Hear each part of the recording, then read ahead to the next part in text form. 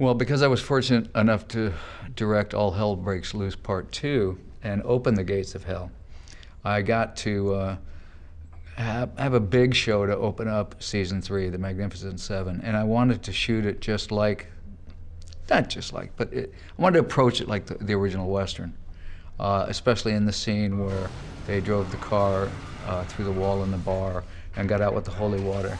And I thought to myself, boy, this could be a real silly sequence unless we really pump it up and give it a lot of energy. It occurred to me that in the past we had thrown holy water on demons' clothes, and I wanted to go right for the face to really see that how this holy water could affect these demons. And when we grabbed the guy, our actor, Josh, he and Jensen did their own fight at the trunk of the Impala, and we threw him in the trunk, and he was really game.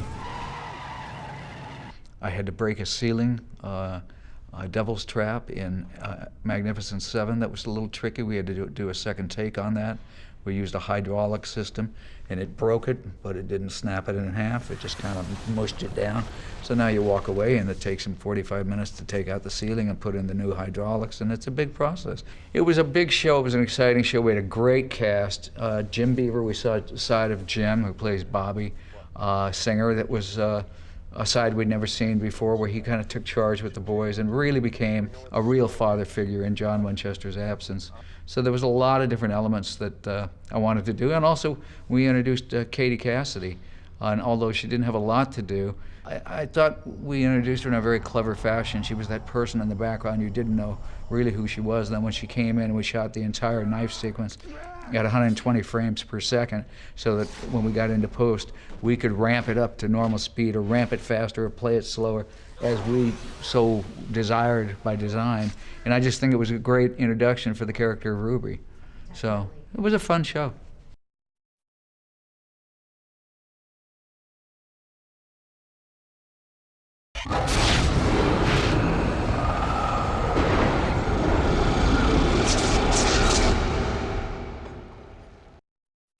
You know, I'm a new father, and so you know, you kind of make horror about what you know and what you relate to. And I came in.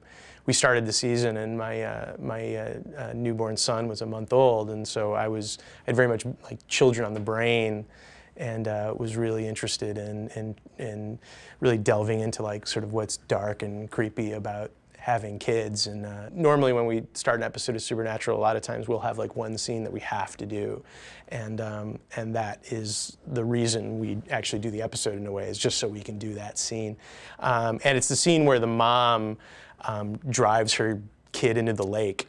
From the beginning, we talked that through of what that was going to be, of this mother who's just losing her mind and puts this baby this kid in the back seat of her car, and drives to the edge of the lake and just shoves her in the water and like kills her kid. It was one of those scenes where like, I can't believe we're getting away with this. I can't believe they're letting us air this. I can't believe we're doing something this dark on a CW show.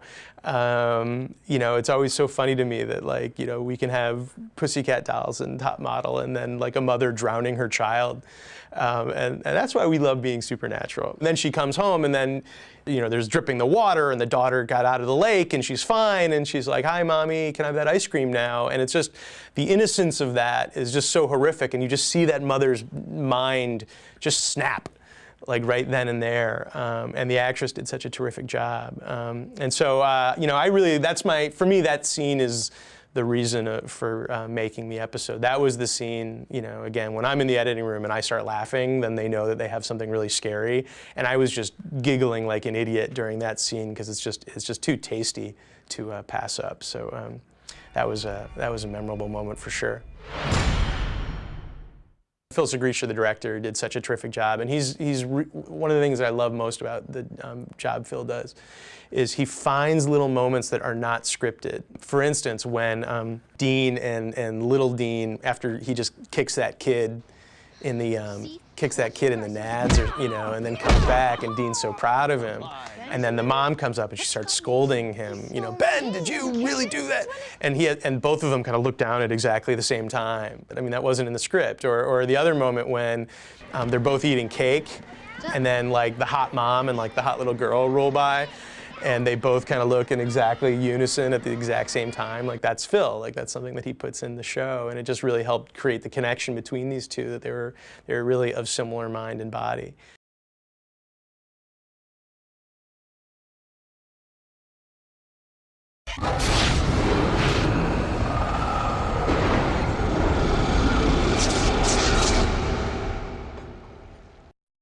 In this episode, two things primarily happen. One is the boys, Dean and Sam, encounter a rabbit's foot, which has, typically supernatural dealing with the unfamiliar. That is, it's trying to kill you.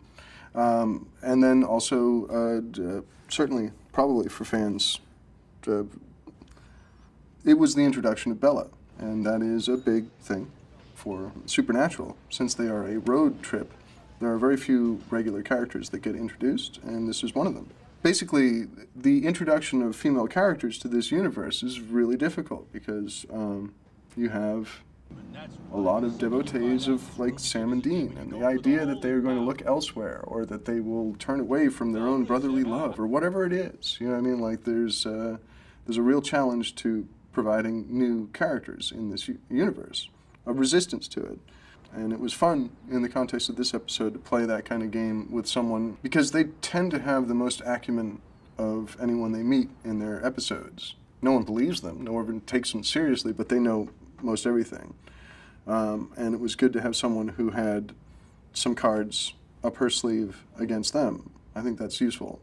John's storage space was something that kind of came up incidentally in this story and became increasingly important to us, because the idea, the dad's, he was in hell and now he's somewhere else. He's gone. And the idea of being able to kind of reacquaint the boys with their dad in any way, it had this kind of, it was just available emotional material. So going to that storage locker and seeing the two things that, he kept of their boyhood, the soccer trophy and the shotgun.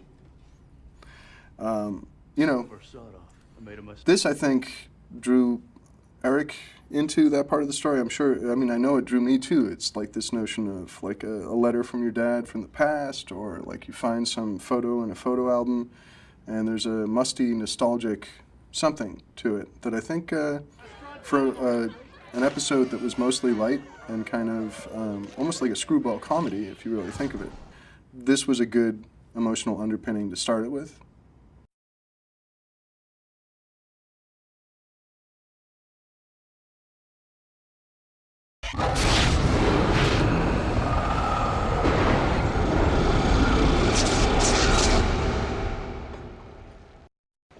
So we're just sitting here looking at Red Sky at Morning. The first shot that we did was right up here in the teaser, and it's coming up right now where you see the jogger. She comes in, she bends over to get her drink of water and looks up at the horizon and sees, what is that? Well, originally what we planned on doing here was just having just a big ghost ship, sort of like the second shot in the show where you see over Bella's shoulder, there's a ghost ship in the horizon and it's approaching.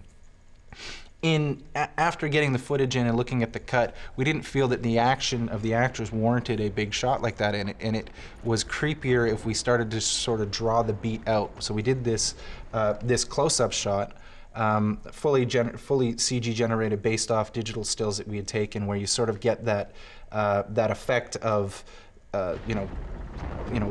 ladder, like trees, sort of the closing gate sort of thing, where it does that sort of one in front of the other.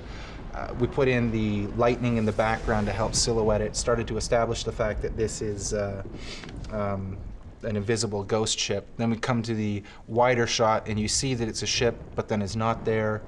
Then the lightning comes and it's not there, so that you kind of wonder, did she really just see what she saw? Then we come in here when she's in the shower.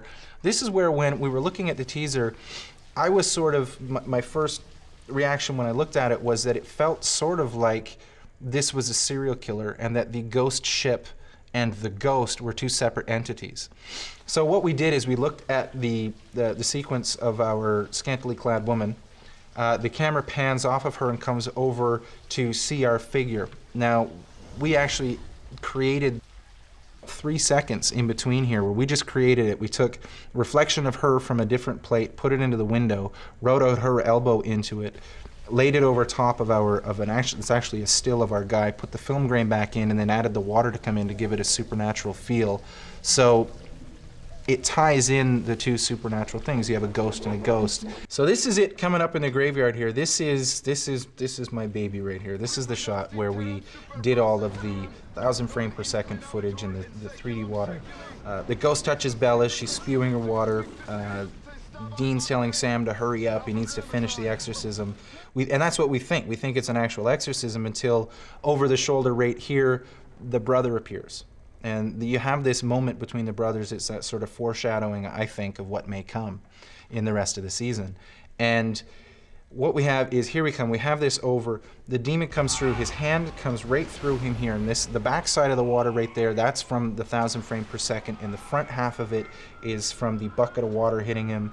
You come to the wide shot right here. We're doing this in slow motion because it's one of those things, it's one thing to attempt a shot like this, but it's a total other to say, yeah, and we did it slow motion. So we've come in, you've got the 3D elements on top of the 2D stuff. It's going slow motion, you're cutting to the reactions of the people.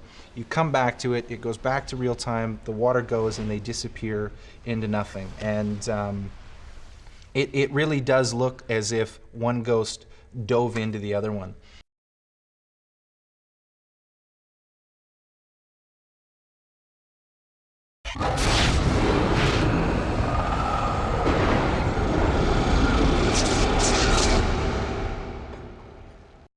You know, A Very Supernatural Christmas was probably more than any other episode, the episode I really wanted to do this year. I found the idea as I was sort of doing research between seasons of just different monsters and whatnot. Like I found these urban legends about this Anti-Claus, and that rang more loud and clear to me as an episode than almost any other ghost story I came across over that summer. And I said, that's an episode, we have to do our Christmas episode. We wanted to deliver like the most violent, brutal, anti-holiday episode ever. And from the beginning, I mean, really, when we talk about what, you know, when I say like we pick certain scenes and that's why we do these episodes, in the Christmas episode, we had 3 scenes within 5 minutes that we had to do. You know, we had the teaser where Santa gets like wrenched up the chimney, and we said we have to do that. That's so awesome. Like in the first 5 minutes of the episode, we brutally slaughter Santa Claus. Like, how's that, kiddies? Like, we're killing Santa Claus. Thanks for watching.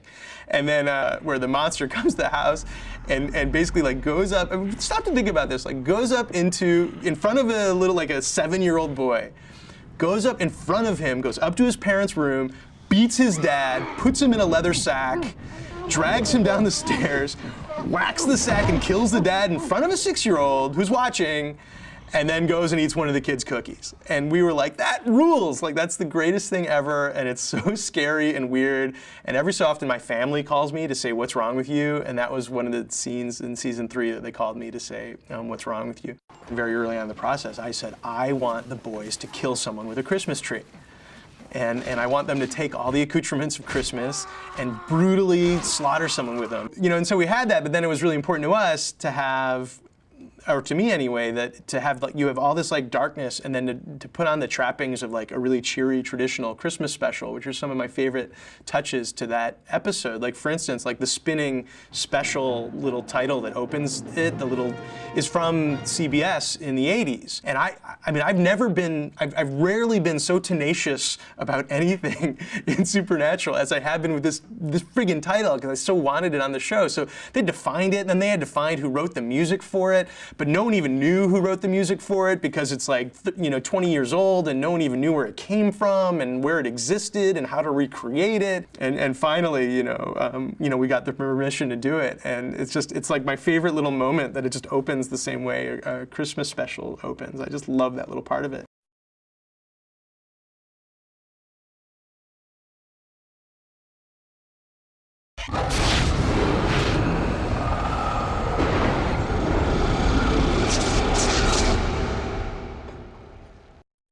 Dean's dream was he was basically going to be dreaming an 80s horror movie, that he was going to wake up and the film stock was going to kind of be 80s, and the original version, like this girl in leg warmers was going to run up and be like, oh my God, and then help me, and then, you know, Jason was going to come out and he was going to have the machete and the hockey mask and the whole thing. And we found out, I think about 3 days before shooting, that the movie studio that shall remain nameless thought they had the rights to the character, and it turns out they didn't. And they called and they said, sorry, we don't have the rights after all. And we said, we're 3 days away from shooting. Like, we've made our Jason. Like, it's perfect. We made this perfect facsimile. I made everyone watch Friday the 13th Part 4. And, you know, and they're like, sorry. And they kind of shrug. And we're like, we don't even know what to do.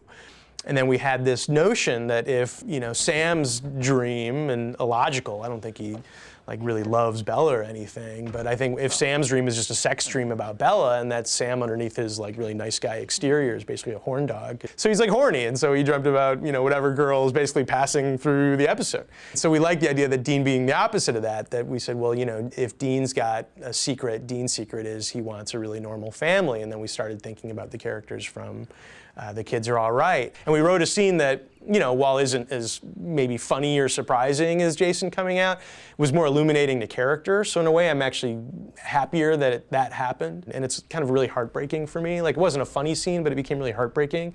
You have this character who is telling Dean, like, let's go to, like, you know, let's have this picnic and go pick up Ben from baseball. And it's just like the most suburban minivan life ever.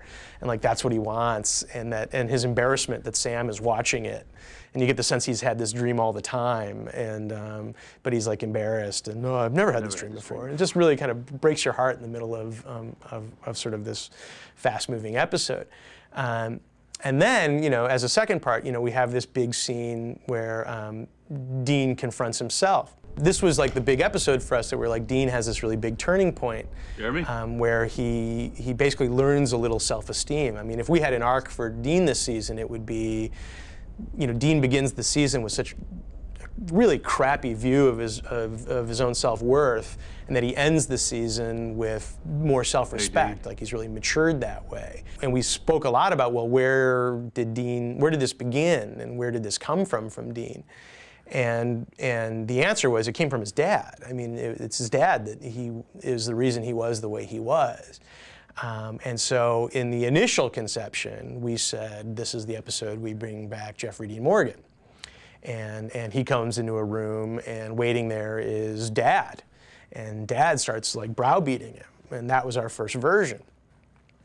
But we checked, and Jeffrey was unavailable because he was filming Watchmen, and he's a definitely busy guy, and so we couldn't have him. So we're like, okay, so then what do we do? And then we realized that the way to do it was the junkyard scene from Superman 3, where it's like Dean on Dean.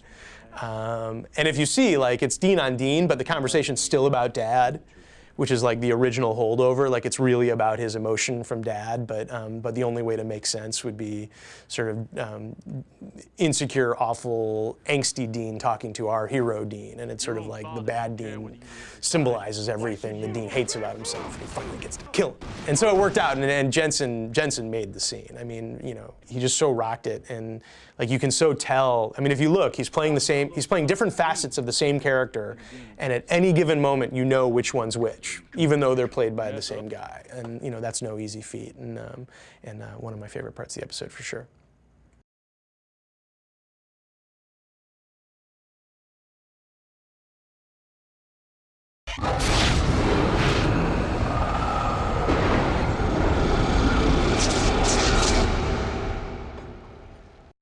We knew we had to come back and deal with Agent Henriksen again, because this threat of being caught by the FBI has been hanging over the boys' heads for all season, and we wanted to kind of dispatch with that storyline and bring it to a good ending. And so when Eric said, you have to do the Henriksen episode, this is the end of his story.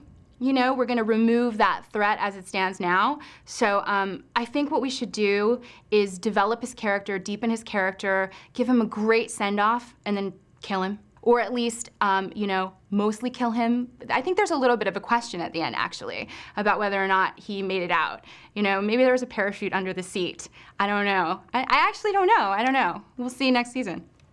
We knew we had to sort of populate this station with a few people who would be there throughout. And would be kind of the players in this siege. And we definitely wanted someone who was basically a civilian, who was caught, who was certainly not a supernatural hunter, but also wasn't even really in law enforcement, and was a victim in all of this and kind of rises to the occasion. And one thing we knew was that demons would be attacking Sam and Dean in their jail cell, so early on I thought, well, there's a toilet full of water in a jail cell, so it'd be great if they could kind of make jailhouse toilet water holy water. I mean, it sounds a little sacrilegious when you say it like that, but my intentions were good. So from there, we kind of developed the idea that Nancy was a religious girl, and that she had some little tchotchkes on her desk, and that she carried a rosary with her, and that she was a genuine, God-fearing young woman. In this scene, we're seeing Agent Henriksen call his boss, Stephen Groves, played by one of my favorite actors from childhood, because I was a huge 21 Jump Street fan. This scene is my little homage to the fact that crap runs downhill. Henriksen calls his superior. His superior gives him a bunch of crap. He hangs up the phone, and he turns around, and the first person to talk to him, he gives the sheriff crap. Well, we knew we were going to reveal the new up-and-coming demon leader. And we had him on the board, and we were calling him Zarqawi, actually, because we didn't know what he was gonna be. We just knew that he was gonna be like the new guy that steps up. And then Eric and I had a conversation that happened over several days where we were trying different things, and I kept saying, I think it should be a woman this time. And we could call her, like, we could make her Lilith. And then we went back and forth about, well, should it be a woman or should it be a little girl? And I'm always like, nothing's creepier than a little girl. I mean, maybe if she had a British accent, she'd be creepier. That could be the only thing I could think of. The more we thought about it, the more we thought that would be very creepy and very effective. It's very scary when, like, a really sweet little girl in a pretty frock comes in, then her eyes roll white, and then she just, lifts her little hand and explodes the whole station.